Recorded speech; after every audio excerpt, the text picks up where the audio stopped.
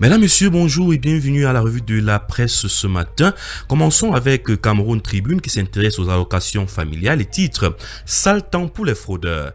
Déclaration mensongère de naissance multiples et cas d'âge biologiquement improbable entre enfants nés d'une même mère, dépôt d'acte de naissance sans le nom de la génitrice sont autant de pratiques qui ont fait passer l'enveloppe budgétaire dédiée de 21 milliards à 38 milliards entre juin 2024 et mars 2026, le comité ministériel chargé de l'assainissement du fichier solde de l'État réuni pour la première fois depuis hier entend y voir plus clair et mettre un terme aux abus. Les détails sont à retrouver à la page 9. Le quotidien Veille Émergence s'intéresse également aux allocations familiales et titre en grande une « La traque des enfants fictifs ».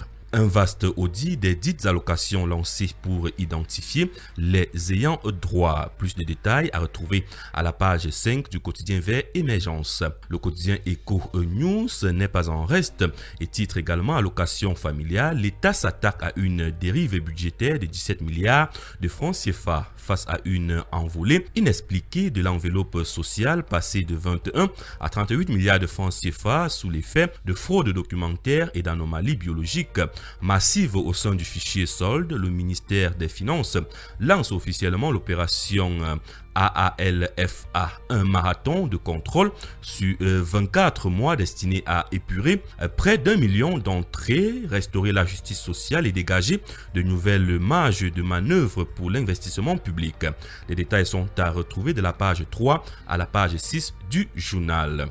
Le quotidien économique emboîte le pas aux autres journaux ce matin et s'intéresse à la gestion de la solde au MINFI. Titre en grande une, soupçon de fraude sur les allocations familiales. Un grossissement disproportionné et injustifié de la masse d'enfants bénéficiaires dans le fichier solde constaté. Une opération d'audit lancée pour voir clair. Les détails sont à retrouver à la page 3 du premier quotidien économique de la zone CEMAC. Le quotidien Mutation ce matin s'intéresse plutôt à autre chose et titre « Fiscalité locale, ça discute en cash ». La DGI et les collectivités territoriales décentralisées s'accordent sur la modalité de recouvrement adoptée. Cependant, les CTD demandent que l'argent soit viré avec célérité dans leur compte bancaire. Les détails sont à retrouver à la page 7. La nouvelle expression, quant à elle, s'intéresse aux élections municipales et titre en grande une « Quand Paul Biya étouffe la loi ». Dans un communiqué signé hier, Maurice Kamto soutient que le président de la République a manifestement violé le principe de la non-rétroactivité consacré par la Constitution en son préambule en s'appuyant sur la récente loi numéro 2026/003 du 14 avril 2026 modifiant l'article 170 du Code électoral pour proroger le mandat des conseillers municipaux au 28 février 2027 alors que cette loi de révision du Code électoral ne contient aucun article énonçant l'effet rétroactif de ces dispositions. Les détails sont à retrouver à la page 2. L'œil du Sahel s'intéresse au Grand Nord ce matin et titre « Quand les minéraux alimentent les conflits meurtriers ». Plus de détails à retrouver dans les pages 6, 7 et 8 du journal. Continuons avec le quotidien Les Nouvelles du Pays qui s'intéresse à la fête du 20 mai 2026 en Allemagne et titre en grande une l'ambassadeur Ndoki Victor appelle la diaspora à l'unité et au développement. La célébration de la 54e édition de la fête nationale de l'unité au Cameroun a pris une dimension particulière à Berlin où l'ambassadeur du Cameroun en République fédérale d'Allemagne, son excellence Ndoki Victor, a réuni membres du corps diplomatique, représentants de pays amis, personnalités diverses et ressortissants camerounais vivant outre-Rhin autour d'un même idéal, celui d'un Cameroun uni, fort et tourné vers l'avenir. Les détails sont à retrouver dans les pages 6, 7 et 8. Le quotidien Éco-Santé ce matin s'intéresse à la gestion des programmes et des projets du MinSanté. Dr Manaouda Malachi siffle la fin du désordre. Entre frustration exprimée par la base et exigence de performance, le patron de la santé a édicté de nouvelles lignes directrices non négociables. Instauration d'une discipline administrative de fer, obligation d'équité managériale et surtout tolérance zéro absolue contre le harcèlement sexuel. La visite d'inspection se poursuit demain dans d'autres programmes. Les détails sont à retrouver à la page 6. Le quotidien Le Municipal ce matin s'intéresse à la fiscalité locale et titre les communes dans la sauce.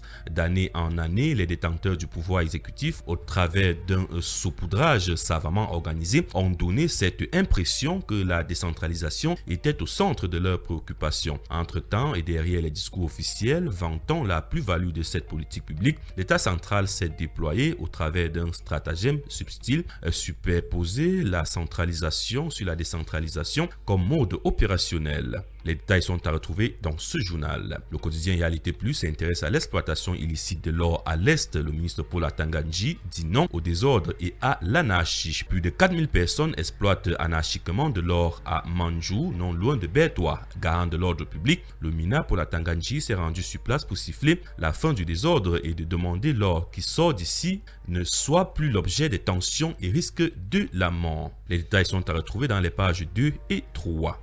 Le quotidien Défi Actuel ce matin s'intéresse à l'opération AALFA et titre « Le MINFI déclare la guerre aux allocations familiales frauduleuses ».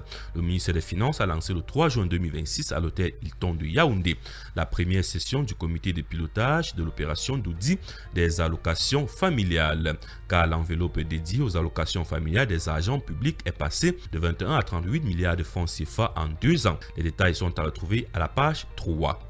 Le quotidien Conjoncture économique s'intéresse ce matin à la SND 30 et titre « Échec à mi-parcours d'une stratégie tant vantée ». Croissance économique en berne, déficit énergétique, fragilité de la balance commerciale, lenteur des réformes administratives, corruption endémique, inégalité galopante, industrie et services exécrables. Comme avec le document de stratégie pour la croissance de l'emploi, la stratégie nationale de développement 2020-2030 révèle l'hilarité d'une politique gouvernementale qui peine à convaincre les plus sceptiques. Les détails sont à retrouver dans ce journal à la page 2.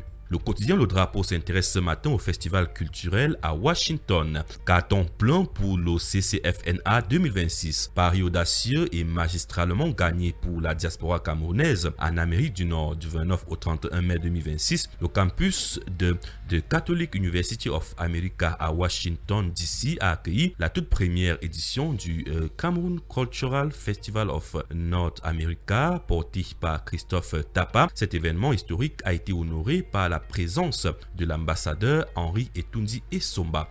Les détails sont à retrouver à la page 5.